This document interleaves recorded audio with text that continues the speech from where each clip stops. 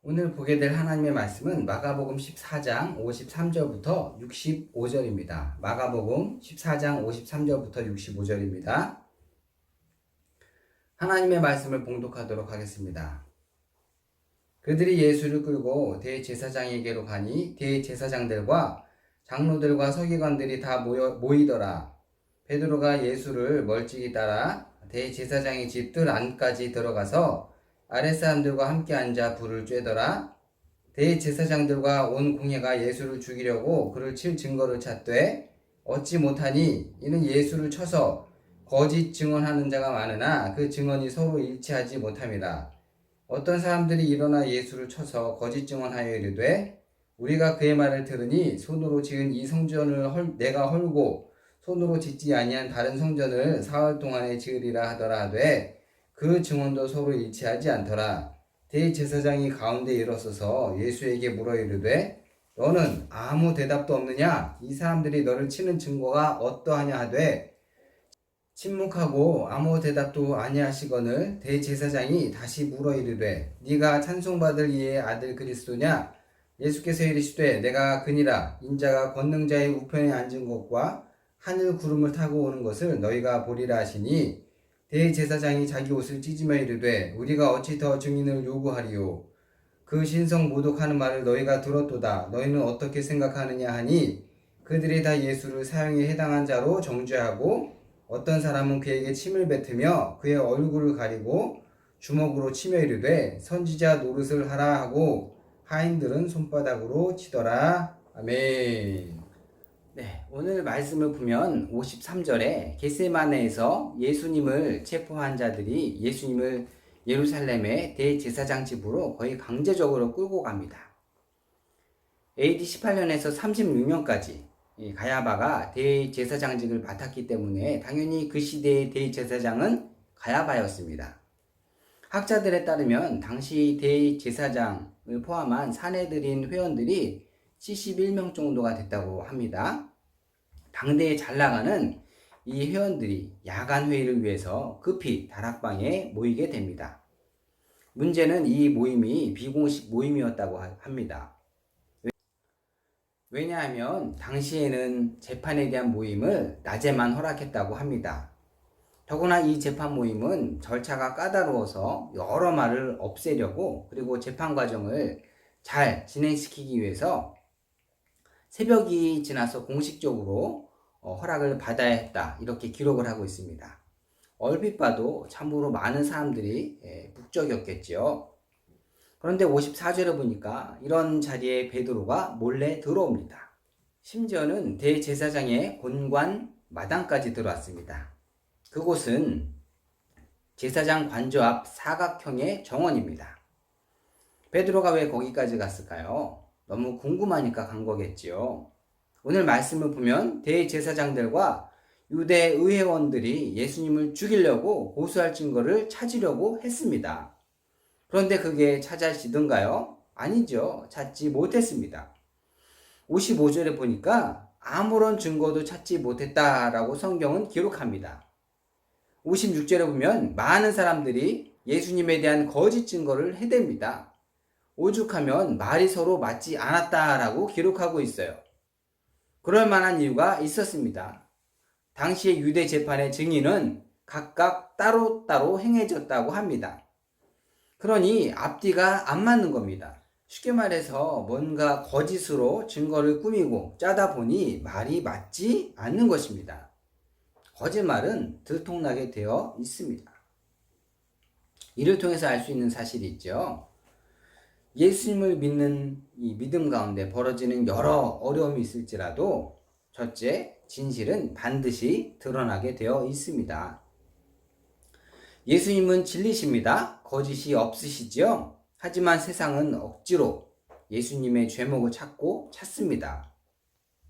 그러나 마가복음 14장 57절부터 59절에 보니까 대제사장들과 의회원들은 성전에 대한 것을 죄목으로 삼습니다. 예수님이 말씀하시는 성전은 몸된 성전을 의미하지요. 하지만 이 말이 무엇을 의미하는지 당시 지도자들과 사람들은 이해하지 못하고 오해합니다. 그래서 역시 자기들 마음대로 해석을 하지요. 아하, 예루살렘 성전을 다시 세우겠다고? 이렇게 오해하지요. 당시 예배드릴 장소를 헐어버리겠다는 말은 큰 범죄에 속한 말이었습니다. 이전에도 그랬고요. 그러니 이 말을 근거로 예수님을 함정에 빠뜨리려는 게 그들의 계획이었고 목적이었습니다. 증거 확보가 우선이니까 일부러 예수님을 만나서 억지로 자기들이 만들어 놓은 답을 듣기 위해서 노력했겠죠? 이들의 못된 마음을 예수님께서 아시고 아무 말도 하지 않으셨습니다. 재판장에 있었던 모든 사람들은 당연히 증거를 찾지 못했으니 어려움에 빠졌겠지요? 그래서 계획을 바꿉니다. 14장 61절 하반부부터 이렇게 보면 대제사장은 네가 찬송받으실 분의 아들 그리스도냐? 라고 묻습니다. 이는 계속해서 물었다는 뜻입니다. 또한 신약 성경에서 여기서만 발견되는 찬송받으실 자, 이 칭호는 예수님을 대신하여 사용할 수 있는 유대 칭호였습니다. 이러한 질문에 예수님께서 명확하게 대답하십니다. 62절에 보니까 내가 그니라 인자가 권능자의 우편에 앉은 것과 하늘 구름을 타고 오는 것을 너희가 보리라 이렇게 말씀하십니다. 이를 통해서 알 수 있는 사실이 있습니다. 우리가 신앙생활을 하는 이유가 뭡니까? 예수님이죠. 둘째, 예수님은 하나님의 아들 예수 그리스도이십니다.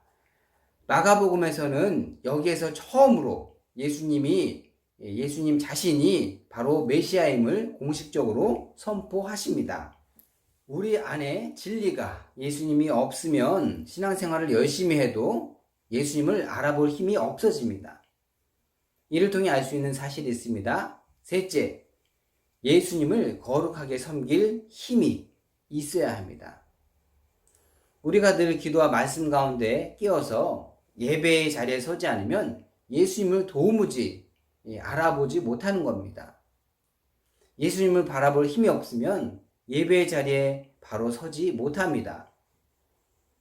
대제사장들과 사내들인 회원들은 이러한 힘이 없었습니다. 거룩함이 없었습니다. 그러니 세상 사람들을 아름답게 섬길 힘이 없었습니다. 그 안에 예수님이 없으니 말과 행동, 모든 것들이 정결하지 않습니다.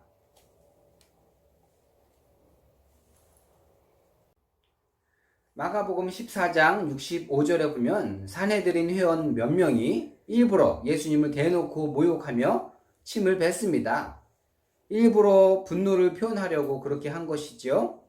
자기들 앞에 있는 분이 예수님이라는 사실을 알았다면 그들이 과연 그렇게 행동을 했을까요? 이 땅을 구원하러 오신 분은 이처럼 인격적으로 크게 흠이 가는 일을 당하셨습니다.